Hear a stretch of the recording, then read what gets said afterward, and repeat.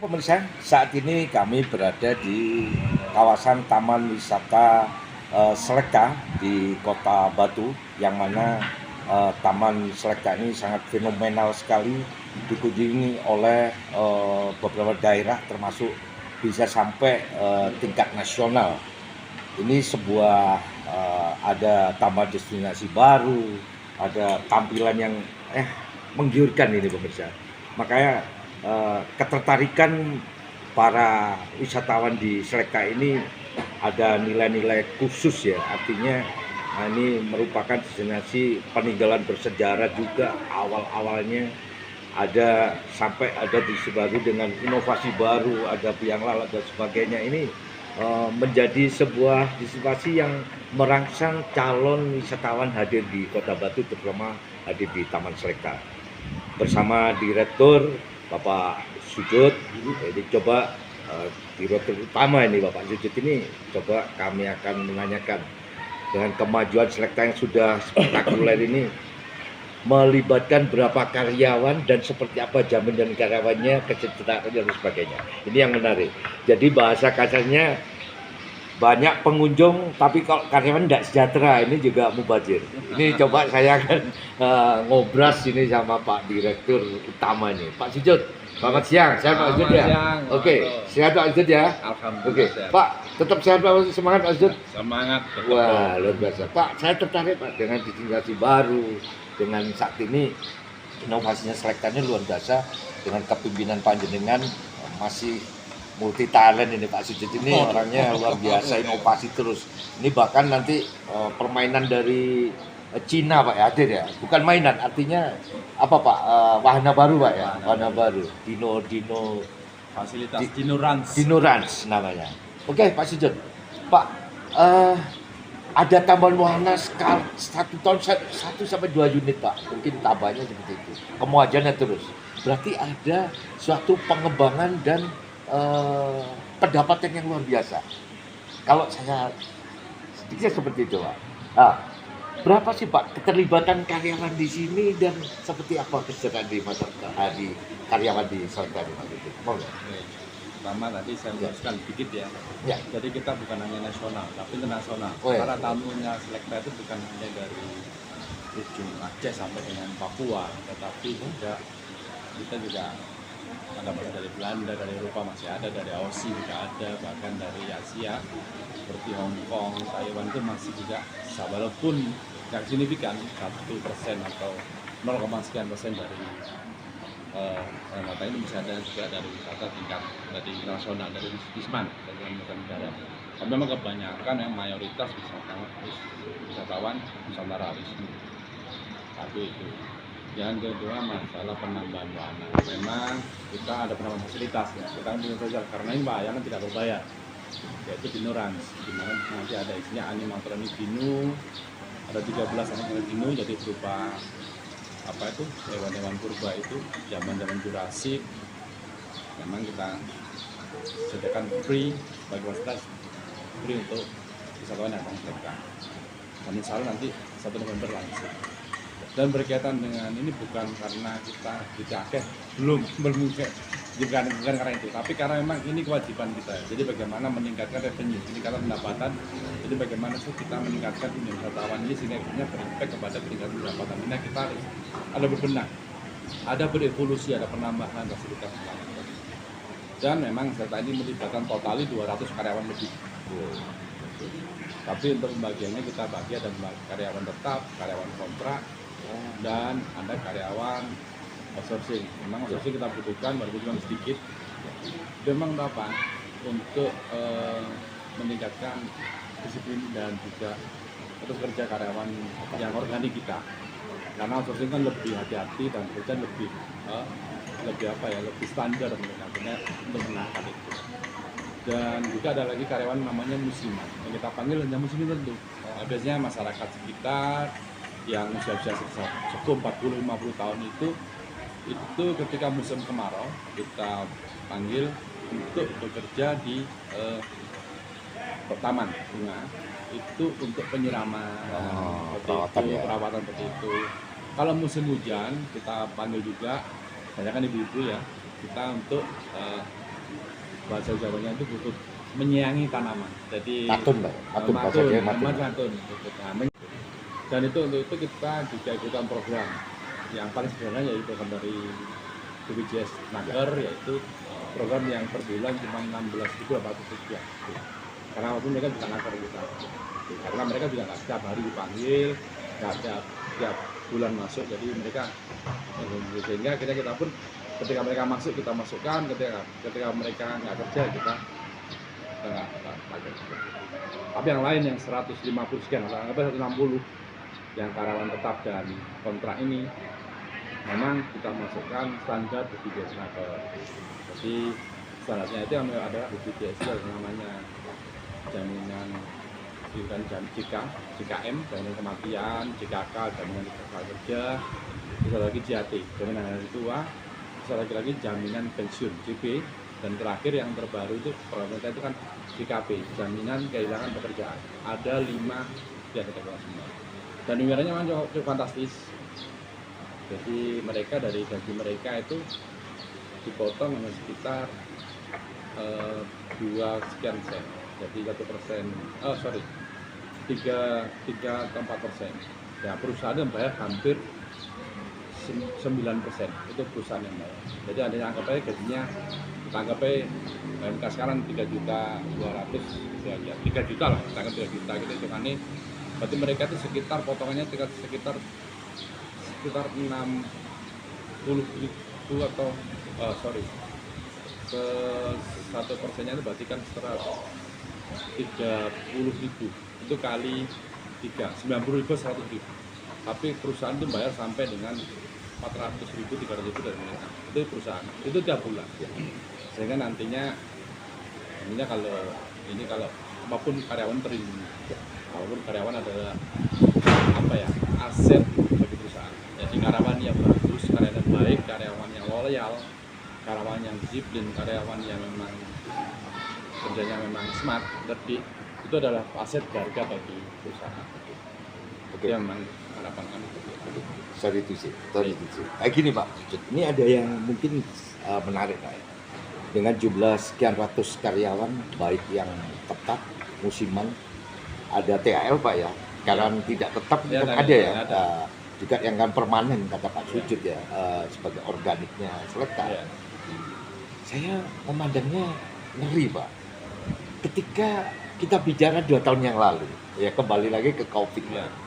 Dengan karyawan sejumlah itu, resikonya perusahaan itu tetap bertanggung jawab memberikan suatu pendapatan, entah itu dipotong sekian persen, nggak full, itu resikonya perusahaan.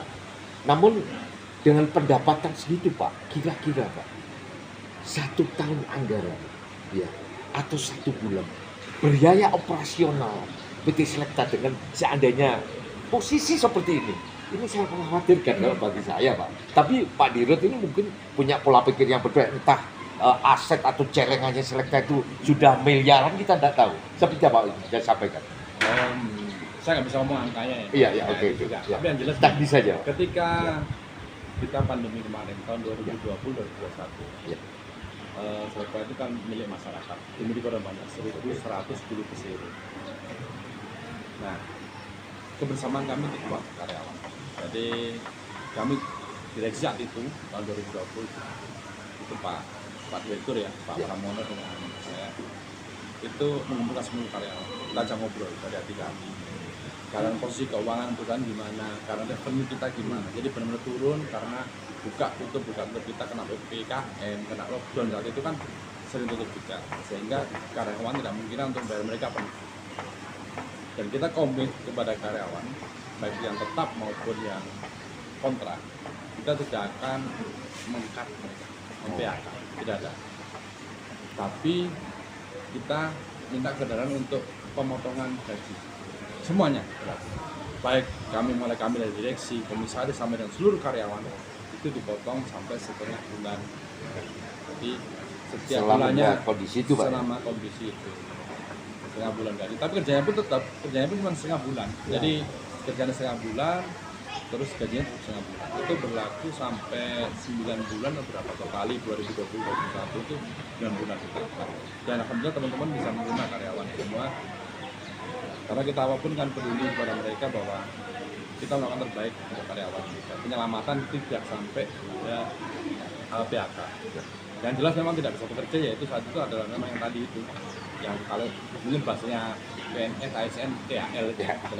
Kalau bahasa kita di ANU itu daily worker, atau tenaga musiman, atau tenaga itu ya itu yang memang kita nggak bisa manggil karena saat itu memang satu pembatasan, jadi nggak bisa banyak orang berkumpul dan akhirnya kita mengurangi bakat itu. Dan di sisi lain memang kawan perusahaan terlalu berat kalau terlalu sering Pak, dengan sudah mulai merajut kembali ke posisi dengan step by stepnya Selekta yang 2 tahun yang lalu, Pak. Sekarang sudah bisa sampai menambah wahana lagi yang notabene sampai miliar ya, Pak. Nilainya sampai miliar. Ini sangat luar biasa, Pak Sujud. Bertahan hidup dan bisa sampai mempertahankan tenaga kerjanya semua. Pak Sujud, dengan seperti ini, jaminan dari tenaga kerjanya juga sudah mendapatkan sebuah piagam mungkin dari Naker, apa piagam penghargaan seperti apa Pak Sujud yang bisa disampaikan ke masyarakat? Ini kita mendapatkan penghargaan zero accident, jadi 0 kecelakaan kerja selama hampir 5 tahun ini. Satu sisi memang itu ada penilaian, di sisi lain memang ada syarat-syarat yang kita penuhi juga. Jadi kita Selekta hari ini punya 3 calon ahli K3. Jadi calon ahli kesehatan dan selamat kerja. Kita punya 3 tenaga, 3 karyawan yang calon ahli K3. Nah, itu yang memang membimbing teman-teman semua, mengawasi, mendampingi untuk keselamatan kerja. Dan di sisi lain juga ada lagi yaitu syarat lain, kita memenuhi semua prosedur aturan ketenagakerjaan. Masalah penggajian, PFK, 2 masalah peraturan perusahaan itu kita ada juga. Jadi karyawan itu bukan hanya objek pekerja kita, tapi kita menghargai mereka sebagai aset perusahaan, sebagai aset perusahaan, sehingga kita duduk semeja bersama. Jadi direksi di sini, Pak Pram dengan saya dan dengan manajemen itu berunding dengan serikat pekerja Selekta. Di Selekta sudah ada serikat pekerja. Ya. Nah, kita berunding sehingga menyusun aturan perusahaan.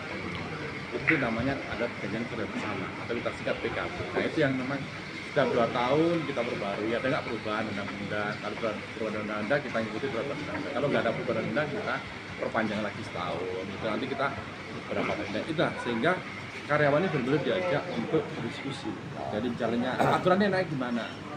Terus ketika ada yang menyalahi aturan, nggak bisa ya, PKB-nya jelas. Jadi kamu harus kena tanda tangan ini karena tidak ada jelas di PKB, dan PKB ditandatangani oleh kita direksi dan juga perwakilan serikat pekerja di Selekta. Terus gini Pak, ada yang mungkin ada ketinggalan tadi yang belum saya tanyakan.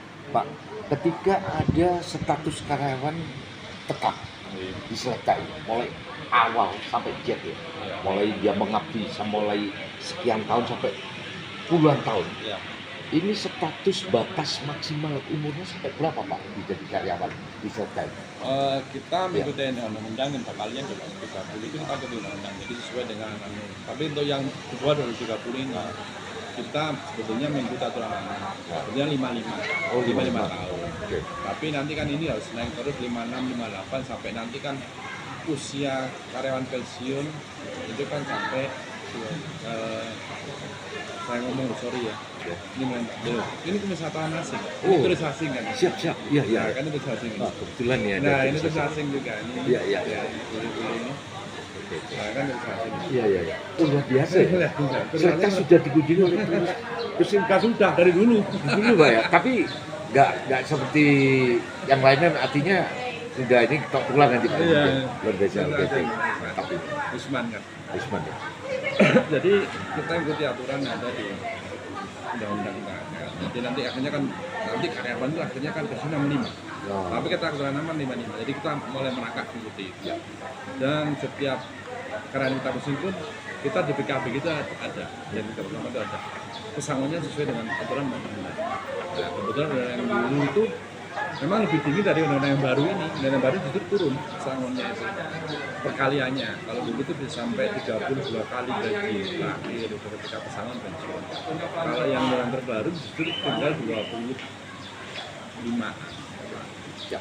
Pak Sujud, dengan keberhasilan lagi, apa Pak Sujud yang bisa disampaikan kepada pemirsa semua secara nasional di Seleka ini yang bisa ditawarkan lagi? Monggo Pak Dirut bisa menyampaikan langsung, singkat aja dah. Enggak. Jadi gini aja. Ya. Satu hal yang kita harus sadar sebagai pengusaha, sebagai yang mengendalikan perusahaan, kita harus sadar bahwa kita punya misi untuk menjadikan karyawan itu menjadi mitra, menghargai kinerja karyawan dan benar-benar melakukan antara punishment dan reward dengan baik. Jadi sehingga karyawan itu jadi keluarga besar perusahaan. Mitra. Dan percayalah mitra kita. Dan percayalah ketika itu terjadi, mereka akan mendapatkan sense of belonging, rasa memiliki yang tinggi sehingga akhirnya kerja mereka melakukan maksimal dan mereka benar-benar care kepada perusahaan. Oke, terima kasih Pak Sud atas waktu itu. Pemirsa, tadi saya sempat bincang sama Direktur Utama Bapak Sujud, yang mana saat ini Seleka sudah bangkit lagi, dan makin meningkat lagi destinasinya, juga wahananya dan kunjungannya. Untuk itu semoga Seleka tetap kokoh, semakin banyak dikunjungi oleh wisatawan sampai di mancanegara dan dimanapun Seleka dicintai dan begitu. Terima kasih pemirsa, itu tadi yang bisa kami sampaikan. Assalamualaikum warahmatullahi wabarakatuh. Selamat siang. Terima kasih Pak Sujud.